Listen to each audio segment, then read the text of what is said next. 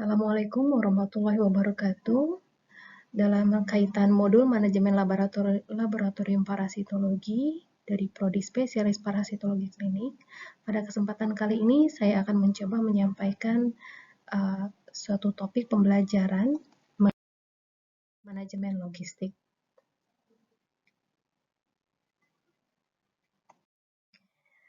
Manajemen logistik terdiri dari beberapa fungsi. Di antaranya adalah yang pertama fungsi perencanaan, lalu penganggaran, pengadaan, penyimpanan, pendistribusian, penghapusan, dan pengendalian. Fungsi-fungsi yang tadi semuanya terkait pada fungsi yang paling utama, yaitu fungsi pengendalian atau kontrol.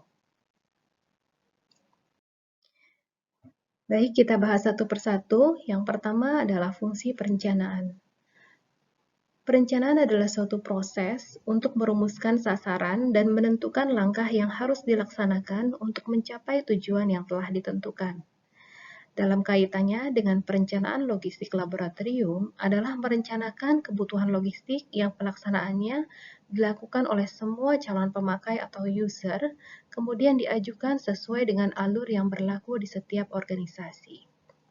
Perencanaan yang baik menuntut adanya sistem monitoring, evaluasi, dan reporting yang memadai dan berfungsi sebagai umpan balik untuk tindakan pengendalian terhadap divisi yang terjadi.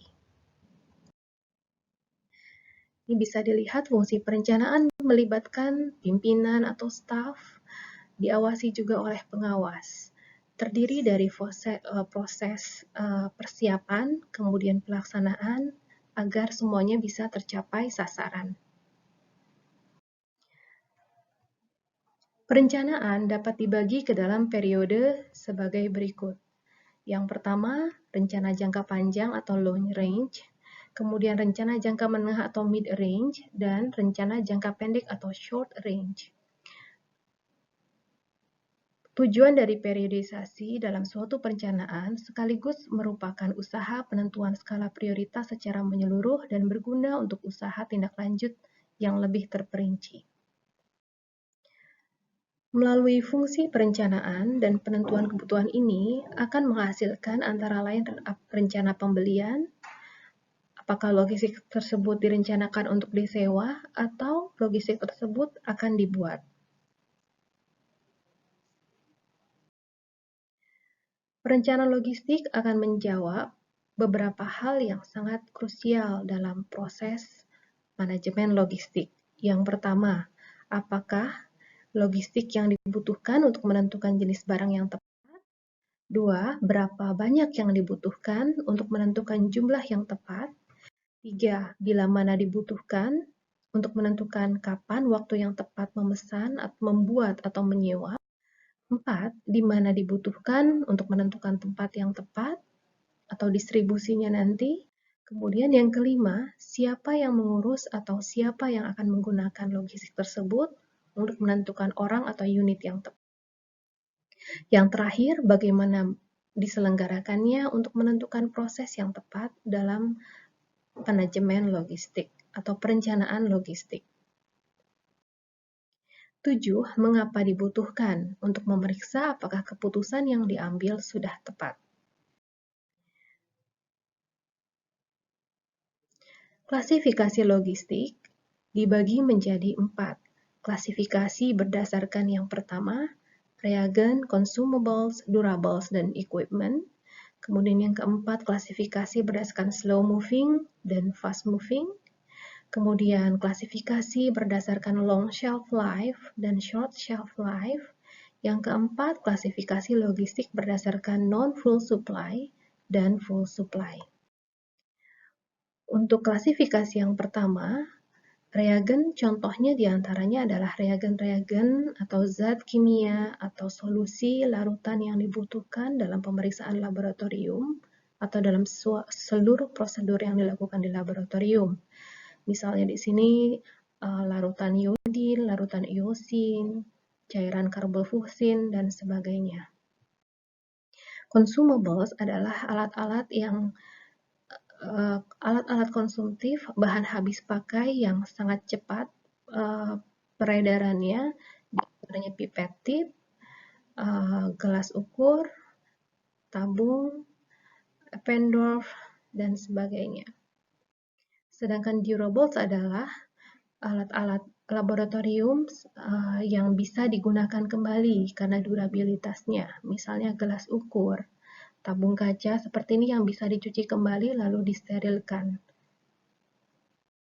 Equipments adalah alat-alat yang dipergunakan dalam laboratorium atau pemeriksaan, misalnya centrifuge, timbangan, kemudian ELISA reader, dan sebagainya. Kemudian klasifikasi yang kedua berdasarkan slow moving dan fast moving. Yang slow moving biasanya merupakan reagen atau alat atau material yang lama sekali pergerakannya, diantaranya bisa formaldehid, formalin yang mungkin jarang sekali digunakan hanya untuk preservasi atau pengawetan saja, atau bubuk karbofusin yang hanya digunakan untuk pembuatan larutan karbofusin untuk pewarnaan, atau bubuk gimsa untuk pewarnaan gimsa yang sangat lama pergerakannya atau habisnya. Sedangkan yang fast moving, untuk yang fast moving contohnya adalah kaca objek, atau cover glass atau kaca tutup yang banyak sekali digunakan dalam laboratorium. Satu hari operasional laboratorium mungkin bisa menghabiskan banyak box untuk kaca objek atau kaca tutup. Lalu sarung tangan, cairan lugol atau iosin yang merupakan salah satu larutan yang paling banyak digunakan dalam pemeriksaan laboratorium, terutama pemeriksaan langsung. Berikutnya klasifikasi berdasarkan long shelf dan short shelf. Long shelf life dan klasifikasi berdasarkan lamanya penyimpanan itu juga sangat penting dalam manajemen logistik karena kita harus mengatur peredaran logistik, mana yang dipergunakan lebih dulu, mana yang bisa dipergunakan belakangan, mana yang bisa bertahan lebih lama, mana yang bisa bertahan lebih cepat. Salah satu contohnya mungkin short life reagen-reagen, yang long shelf life contohnya powder atau bubuk-bubuk yang digunakan untuk membuat pewarnaan. Kemudian klasifikasi berdasarkan non-full supply dan full supply. Ini tergantung dari kondisi pengadaan reagen atau alat yang dibutuhkan oleh laboratorium, apakah mudah sekali ditemukan dalam kota di mana laboratorium itu berada atau sulit sekali harus inden atau dipesan ke luar kota atau ke luar negeri dan tidak ada vendor langsung dari perusahaan dari reagen tersebut. Fungsi yang berikutnya adalah fungsi penganggaran. Fungsi penganggaran ini merupakan suatu kegiatan dan usaha untuk merumuskan perincian penentu kebutuhan dalam suatu skala tertentu atau standar, skala mata uang, dan jumlah biaya. Nah, dalam fungsi penganggaran ini, semua rencana dari fungsi perencanaan dan penentu kebutuhan dikaji lebih lanjut untuk disesuaikan dengan besarnya biaya dari dana yang disediakan. Dengan mengetahui hambatan dan keterbatasan yang dikaji secara seksama, maka anggaran tersebut merupakan anggaran yang dapat dipercaya nantinya. Apabila semua perencanaan dan penentu kebutuhan telah diperiksa berulang kali dan diketahui untung ruginya, serta telah diolah dalam rencana biaya keseluruhan, maka penyediaan dana tersebut tidak boleh diganggu lagi, kecuali dalam keadaan terpaksa atau force majeure. Fungsi berikutnya adalah fungsi pengadaan. Fungsi pengadaan adalah semua kegiatan dan usaha untuk menambah dan memenuhi kebutuhan barang dan jasa berdasarkan peraturan yang berlaku dengan menciptakan sesuatu yang tadinya belum ada menjadi ada. Jadi fungsi pengadaan ini merupakan kegiatan untuk merealisasi atau mewujudkan kebutuhan yang telah direncanakan atau telah disetujui sebelumnya. Cara yang dapat dilakukan untuk menjalankan fungsi pengadaan diantaranya adalah pembelian, penyewaan, peminjaman, pemberian atau hibah, penukaran, pembuatan, dan perbaikan. Nah, jadi pengadaan tidak selalu harus dilaksanakan dengan pembelian, tetapi didasarkan dengan pilihan berbagai alternatif yang paling tepat dan efisien untuk kepentingan laboratorium. Ini disesuaikan lagi pula dengan anggaran yang dimiliki oleh laboratorium tersebut. Kemudian fungsi penyimpanan. Penyimpanan merupakan suatu kegiatan dan usaha untuk melakukan pengelolaan barang persediaan di tempat penyimpanan. Nah, penyimpanan ini menjamin penjadwalan yang telah ditetapkan dalam fungsi sebelumnya dengan pemenuhan yang tepat dan biaya serendah mungkin. Fungsi yang lain dari penyimpanan adalah untuk mempertahankan kualitas barang, kemudian supaya logistik atau barang terhindar dari kerusakan, pencarian barang yang lebih mudah, dan aman dari pencurian. Faktor yang perlu mendapat perhatian dalam fungsi penyimpanan adalah yang pertama, pemilihan lokasi.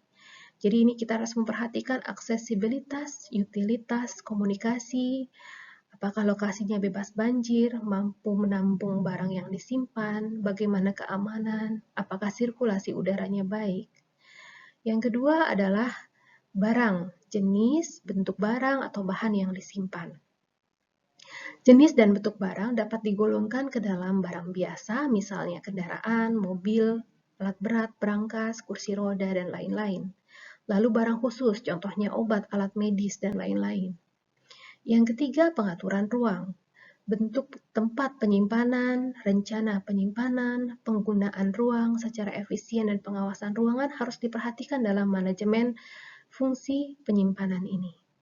Yang keempat, prosedur atau sistem penyimpanan. Contohnya, formulir transaksi, kartu catatan, kartu pemeriksaan, cara pengambilan barang, pengawetan, semuanya itu harus disiapkan terlebih dahulu.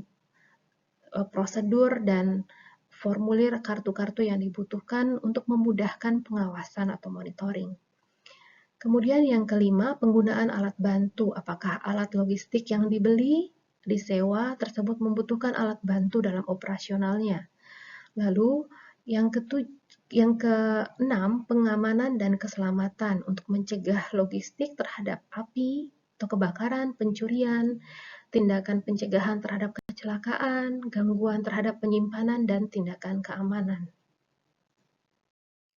Fungsi penyaluran atau distribusi. Nah, bagian fungsi penyaluran atau distribusi merupakan kegiatan atau usaha untuk mengelola pemindahan barang dari satu tempat ke tempat lainnya.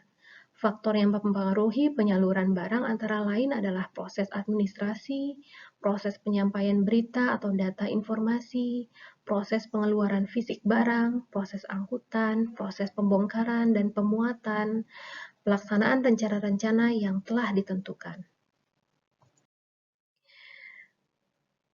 Fungsi penghapusan. Fungsi penghapusan adalah suatu kegiatan atau usaha pembebasan barang dari pertanggungjawaban sesuai peraturan dan perundang-undangan yang berlaku. Alasan penghapusan barang antara lain barang hilang, misalnya akibat kesalahan sendiri, kecelakaan, atau bencana alam, atau administrasi yang salah. Yang kedua, bisa juga karena teknis dan ekonomi setelah menilai barang ternyata dianggap tidak ada manfaatnya, maka barang tersebut rusak atau tidak dapat diperbaiki atau tidak ada gunanya. Yang ketiga, karena surplus dan ekses atau terlalu banyak dalam pemesanan atau pembelian. Yang keempat, karena tidak bertuan, jadi barang-barangnya tidak diurus. Yang kelima, rampasan, yaitu barang-barang bukti dari suatu perkara. Fungsi yang terakhir adalah fungsi pengendalian.